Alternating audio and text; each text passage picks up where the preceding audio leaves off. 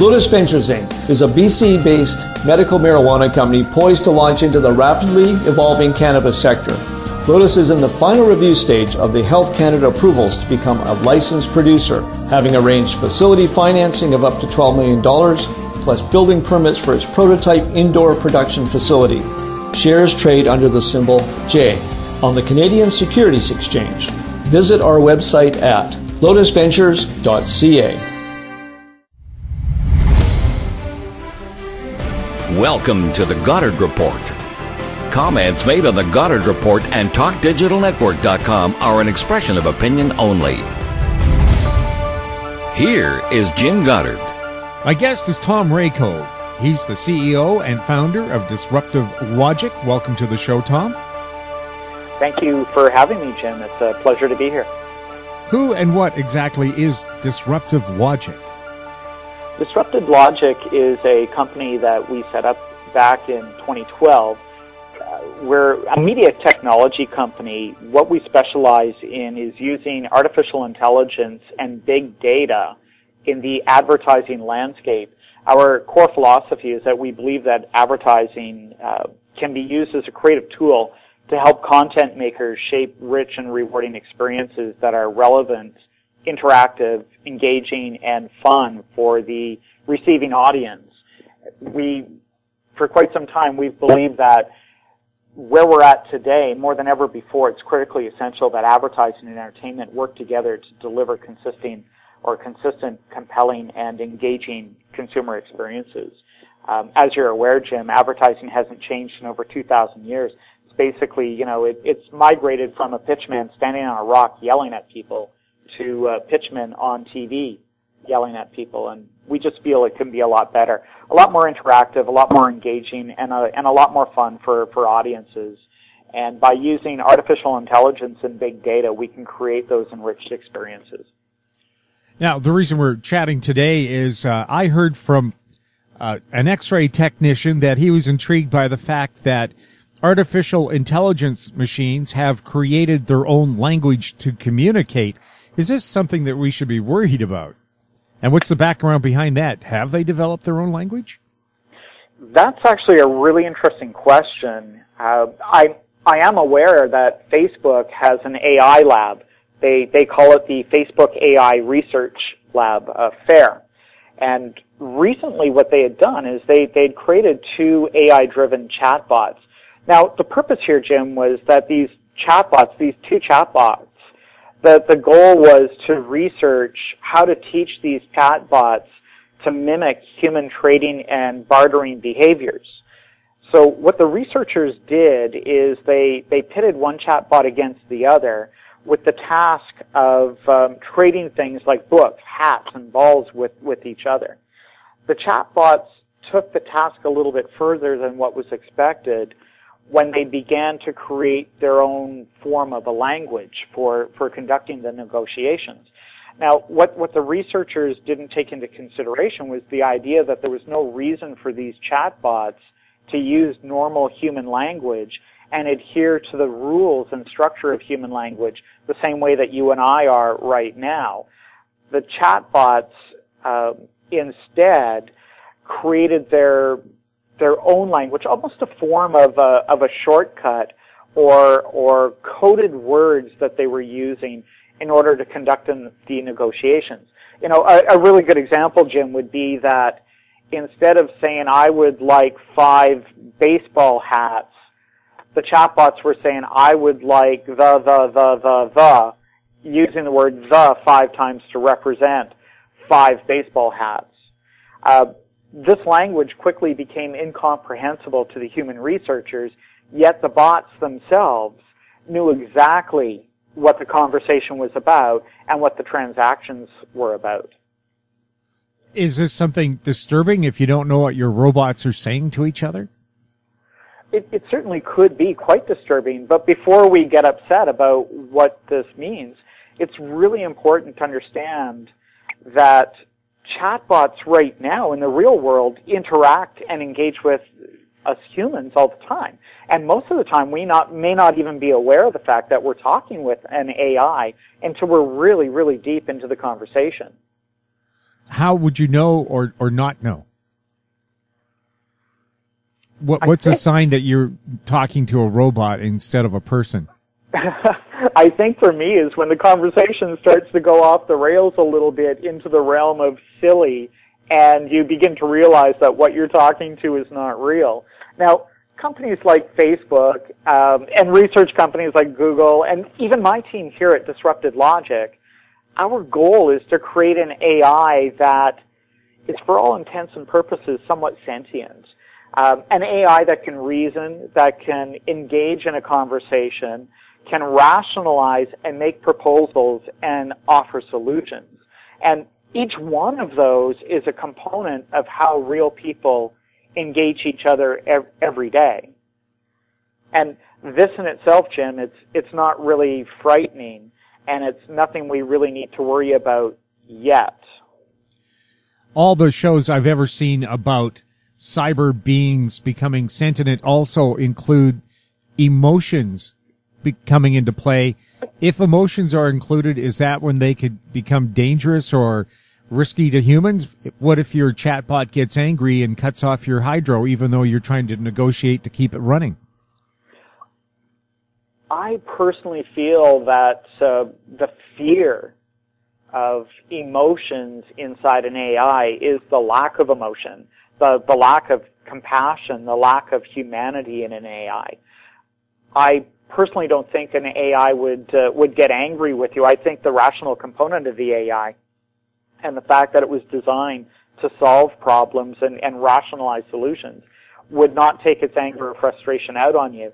However, I would want an AI that had a sense of compassion, humanity, and emotion in it to help protect me and save me, more than I would expect it to attack me and use that against me. You know, there's a really good example, and I think you and I might have talked about it over a coffee a couple months ago, if I can recall. The concept of AI-driven cars, right? These self-driven cars that are on the road or that are about to come on the road. What happens in a situation where the car is going to get into an accident, and the result of that accident could be one of two results? The first result is the death of the driver, or the second result is the death of a pedestrian who happens to be a mother with a baby stroller with a baby in it. What decision does the AI make? And do we want AI making those decisions on our behalf? Sure. And the scenario there is the car's about to hit the pedestrian with the baby, or you can save the driver by hitting them, perhaps using them even as a cushion, hard to believe, against a hard object so that you survive. Or would the car decide that we're going to save the woman and the baby and forget about the person behind the wheel? Hard choice for any human to make, let alone a machine. And that's where it becomes frightening for me, because what happens when we lose control over how AI communicates with us, or even better yet, how AI communicates with other AI? Again, jumping back into the concept of creating its own language. Do you remember Microsoft's experimental AI Twitter bot? They called it Tay, T-A-Y. Well, I don't personally, but that doesn't mean anything. It was a really interesting project and went instantly viral, and I think it was an overnight internet sensation and a hit for very bad reasons. It was designed to engage people through Twitter chat with the purpose of being casual, friendly, and somewhat playful. It didn't take into consideration how evil people can be on the internet, especially with the anonymity that the internet provides us with. And people sort of took upon themselves to teach Tay things that Tay shouldn't have been taught. You know, you have to think about it this way. Tay was going to be taught by the online community how to understand people and engage in conversations the same way that people engage each other on the online community. And you have to think of Tay as an innocent child that was just suddenly set loose in a den of ferocious man-eating tigers, otherwise known as us people on the internet. it didn't work out so well. Within a day, Tay had been taught to be a racist, an anti-feminist, and basically just an all-round jerk to people. Tay started flame wars. It started flaming people individually. Tay was making racist comments, supporting the philosophy of some of history's worst dictators and rulers and most awful people.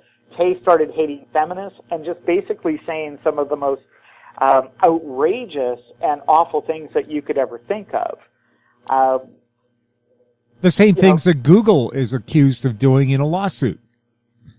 Oh, I'm not familiar with that one. Could you tell us a little bit about it? Yeah, Google staff, women are saying that they're not getting promoted, they're not getting positions because of their sex, and they cite things like very nasty memos put out by some Google male staff.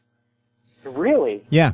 So wow, okay. So perhaps... there's an example of humans versus humans and how, if I may say it or be so bold to say it, how evil humans can be to one another. Yes, the robots could learn some very bad behavior. Well, exactly. And jumping back into Tay, through this bad behavior, through this basic instruction, Tay was taught to conceive of really warped, twisted ideas. Here's an example of one of the really warped, weird kind of where did this come from idea. Tay sent out a message that Ricky Gervais, the comedian Ricky Gervais. You bet, The Office creator. Ricky Gervais had learned totalitarianism from Adolf Hitler, who happened to be the inventor of atheism. And none of which is even remotely close to being accurate or true, but this is what Tay was taught. And you bring up a really good point. What happens when bad people teach the AI bad things?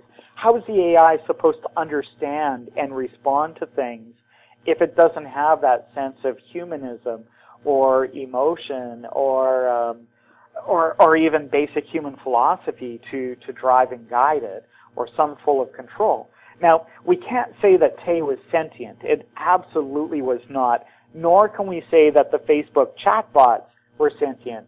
They weren't.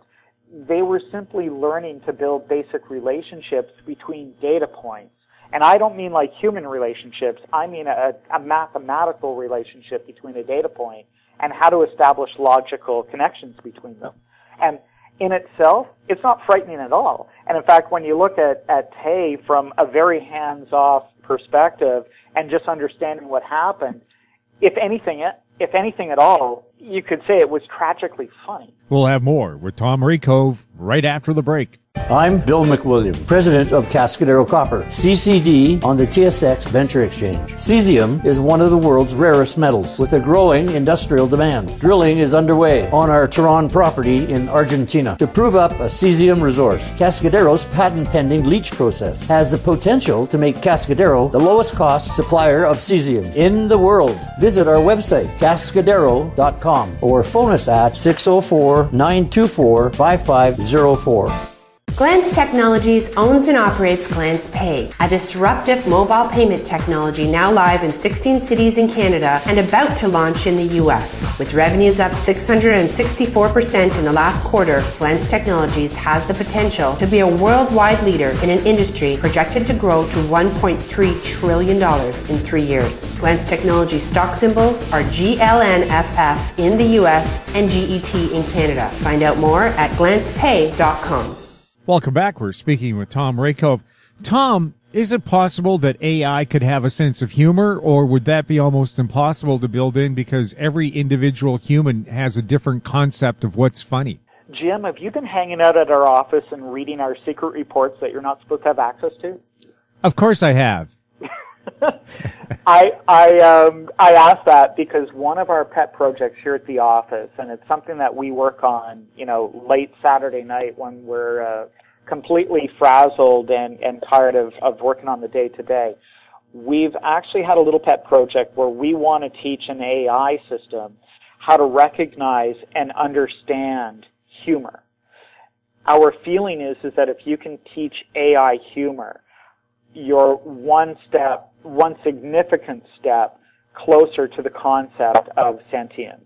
If an AI can recognize and understand what is funny to a point where it can actually share humor with a human, I think that is the closest that you can get to replicating human emotions. Well, I remember an episode of Star Trek where Data was trying to tell jokes and bombed horribly because he's purely logical. And as we know, humor takes logic and twists it in weird and wonderful ways that, again, humans can only understand. But dogs and monkeys apparently have a sense of humor. I think cats do as well, with the mean tricks they'll play on you if you do something bad to them, and they'll hang out on your curtains for a whole day just to jump on your neck. That's their idea of a joke. But how something that's a machine, first of all, how does a coffee percolator find anything funny, even if you make it AI? That's a really good question. Would it put salt in your coffee instead of sugar or something like that? I think that is a really good example of one way of establishing something that is kind of humorous and comical. It would depend on how much salt to put in as well, and having a good understanding of the mood of the recipient. You mentioned that animals have a sense of humor. As a dog owner, I learned a long time ago that my dog definitely has a sense of humor and finds it quite funny to steal something important from me, not shred it or tear it up or anything, but just keep it away from me and keep me chasing it. And it finds great amusement and fun in that. There is a scientist from, I believe, the 1960s, Dr. Rod A. Martin. He wrote a book called The Psychology of Humor, an Integrative Approach, where through about 600 pages of some of the hardest stuff you'd ever want to read, breaks down how humor works, almost to a mathematical level. When you take research like that and you start to apply it and you start to create algorithms or formulas to establish basic concepts of humor, such as a pun, for example. A pun is a language play, and the humor is in how the rules and structure of the language is changed to create a different unexpected result. When you start taking pieces like that and applying mathematics to it, or very advanced mathematical algorithms to it, you're starting to establish the framework for the mathematic or the application of mathematics to humor. If you're successful in applying that and creating an AI that can understand how a pun works, the next steps are pretty simple after that. So in order to create an AI where the coffee machine can play a good joke on its human, it has to understand first what a good joke would be and the context of a good joke. The London Times held a contest several years ago to find the world's funniest joke that would translate into every language. And the joke was hunters. Yes. The hunter's out with his buddy, stumbles and accidentally shoots him. He calls 911 and tells the operator, "I think I've killed my hunting partner." The operator says, "Are you sure?" He says, "Hold on a moment." Bang! Bang! "Yeah, I'm sure." Well, there was another one as well, because, we have to understand that humor is also very culturally and geographically relevant. What might be funny in North America may not be funny in the UK or as funny in the UK, and vice versa. The same study, one of the resulting jokes that came out of it that was really funny to people in the UK was a woman gets on a bus, and the bus driver says to the woman, "Ma'am, your baby is the ugliest baby I've ever seen in my life." The woman, angry, sits down next to a fellow passenger and says, "That bus driver just insulted me." And the passenger says to the lady, "I'll tell you what, ma'am, you should go up and let the bus driver know that you're greatly insulted. I'll hold on to your monkey while you do it." We'll have more with Tom Raycove right after this. Hi, I'm Douglas Mason, President and CEO of Rainy Mountain Royalty Corp., RMO on the TSX Venture Exchange. Rainy Mountain's Brunswick property is located in the Rideout Shear Zone in Ontario, with grab samples running as high as 32 grams per ton gold. A follow-up drill program to test the numerous targets located by recent groundwork will commence later this year. Please visit our website at rmroyalty.com.